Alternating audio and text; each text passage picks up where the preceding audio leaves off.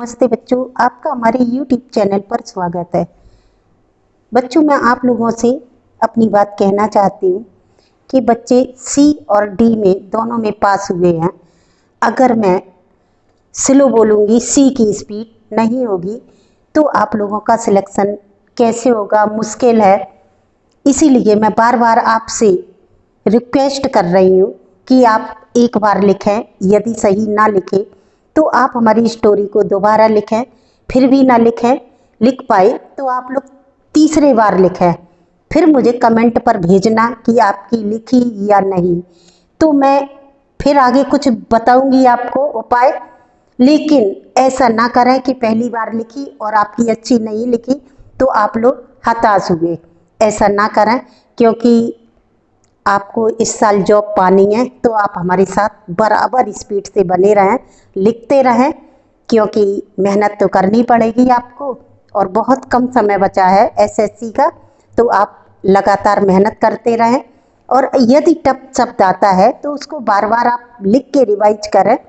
इससे आपको 15 दिन की मेहनत आपको कामयाब कर सकती है। तो आप हमारे साथ इसी तरीके से मेहनत करते रहें। अब हम स्टोरी शुरू करते हैं, आप लोग प्रैक्टिस कीजिए। स्टार्ट।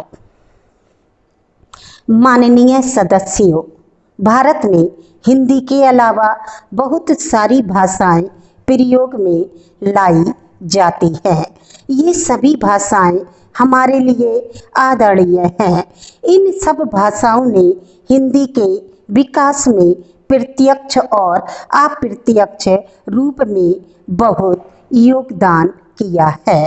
भारत के संविधान में काफ़ी सोच विचार के बाद हिंदी को राजभाषा के रूप में प्रतिष्ठित किया गया है।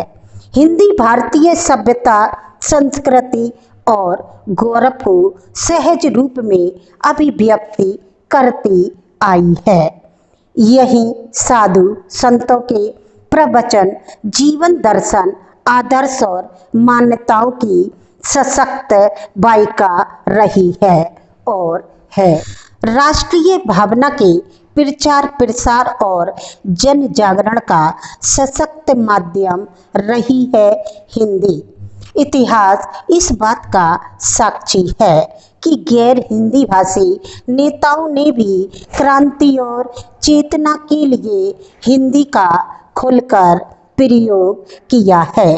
चाहे वे बाल गंगाधर तिलक रहे हों या नेताजी सुभाष, महात्मा गांधी रहे हों या वल्लभ भाई पटेल, इन्होंने हिंदी के माध्यम से ही लोगों का मन जीतकर उनमें एक नई उत्साह का संचार किया है। इस तरह हम देखते हैं कि अपने देश में जनमानस में पैठ करने के लिए हिंदी नितांत आवश्यक है। साथ ही संविधान में भी यह व्यवस्था की गई है कि संघ सरकार का कामकाज राजभाषा हिंदी में हो। लेकिन दुख की बात है कि आज संवैधानिक व्यवस्था सरकार और हिंदी की स्वैच्छिक संस्थाओं के प्रयास के बावजूद सरकारी कामकाज हिंदी में नहीं हो पा रहा है। यद्यपि पिछले कुछ वर्षों से सरकारी कामकाज में हिंदी के प्रयोग को कुछ बढ़ावा अवश्य मिला है, लेकिन बढ़ावे की गति बहुत धीमी है। सरकार ने सभी सरकारी कार्यालयों, उपक्रमों, संगठनों, निकायों में हिंदी के प्रयोग को बढ़ावा देने के लिए साधन स्वरूप हिंदी अधिकारी, अनुवादक, टंकक, Hindi typing machine, computer, Hindi प्रशिक्षक, प्रशिक्षण, सहायक सामग्री, प्रोत्साहन, पुरस्कार आदि की व्यापक व्यवस्था की है। लेकिन देखा जा रहा है कि यदि सबसे बावजूद हिंदी के प्रयोग की स्थिति बहुत संतोषजनक एवं उत्साहवर्धक नहीं है। आखिर इसके कारण क्या है? विश्लेषणात्मक दृष्टि से यदि देखा जाए तो संक्षेप में निम्नलिखित बातें सामने आती हैं। सामान्यतः यह देखा जाता है हिंदी के प्रयोग के लिए हम मानसिक रूप से तैयार नहीं होते हैं। हम आपस में टेलीफोन पर बातें भले ही हिंदी में करें, अपने विचार में निज जनों से बात भले ही हिंदी में करें, संबंधियों मित्रों को पत्र भले ही हिंदी में लिखें, लेकिन दफ्तर में लिखेंगे अंग्रेजी में ही। खासकर उच्च अधिकारी तो हिंदी में लिखना अपनी प्रतिष्ठा के खिलाफ मानते हैं, भले ही वे अच्छी खासी हिंदी जानते हों। कहीं कहीं इसके अपवाद भी अवश्य हैं, लेकिन अधिकांश उच्च अधिकारी हिंदी को केवल छोटे कर्मचारियों को ही भाषा मानते हैं। यह एक बिल्कुल गलत धारणा है। भाषा तो भाषा का साधन है, इसका संबंध व्यक्ति के स्तर से नहीं। अतः यह नितांत आवश्यक है कि हिंदी को सभी स्तरों पर मन से जोड़ा जाए। माननीय सदस्यों, कार्यालयों में विशेष प्रकार के फार्म, प्रपत्र, नियम, उपनियम आदि प्रयोग में लाई जाती है। इस प्रकार के साहित्य की एक विशेष प्रकार की भाषा और शैली होती है। इनका अनुवाद कभी कभी भाषा को बोझिल कर देता है। यहाँ तक कि कई बार तो आम प्रयोक्ता के लिए उसे समझ पाना भी कठिन हो जाता है। इस प्रकार की बोझिल अनुवादी हिंदी भी हिंदी के प्रयोग में बाधक सिद्ध हुई है। अतः इस प्रकार का साहित्य कार्यालय की अपेक्षाओं के अनुरूप ही सरल हिंदी में तैयार किया जाना चाहिए और इस प्रकार की कार्य योजनाओं को अधिकारी स्तर पर प्रोत्साहित कर सभी अपेक्षित सुविधाएं मुहैया कराई जानी चाहिए।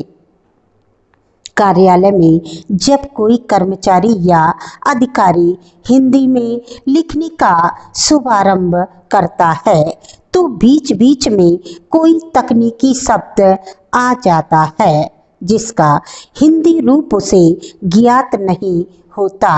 तब वह हिम्मत कर शब्दकोश का सहारा लेता है, लेकिन यह आवश्यक नहीं है कि शब्दकोश में वह हिंदी रूप में मिल जाए तो उस संदर्भ में अपेक्षित है। बस इतनी भी कठिनाई आने पर वह हिंदी में लिखने का विचार बदलकर अपनी लेखनी को अंग्रेजी में ही क्रियाशील कर देता है।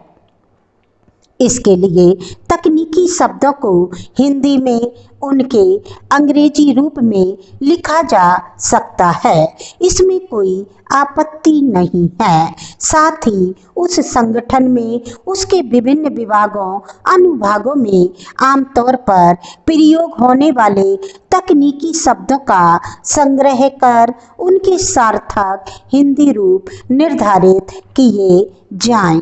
इस प्रकार के शब्द संग्रह को विभागीय शब्दावली का प्रामाणिक रूप दिया जाए। मात्र कुछ एक शब्दों के हिंदी पर्यायों के ज्ञान न होने को हिंदी के प्रयोग में बाधा न माने। हिंदी बहुत समृद्ध भाषा है, इसमें दूसरी भाषा के शब्दों को पचाने का अच्छा सामर्थ्य है। अतः तकनीकी शब्दों को हिंदी में ज्यों का त्यों लिखे जाने में कोई आपत्ति नहीं। सरकारी कार्यालयों में फाइलों पर टिप्पणियां लिखी जाती हैं, यही वह असली क्षेत्र है जहां हिंदी में काम किया जाना अपेक्षित है।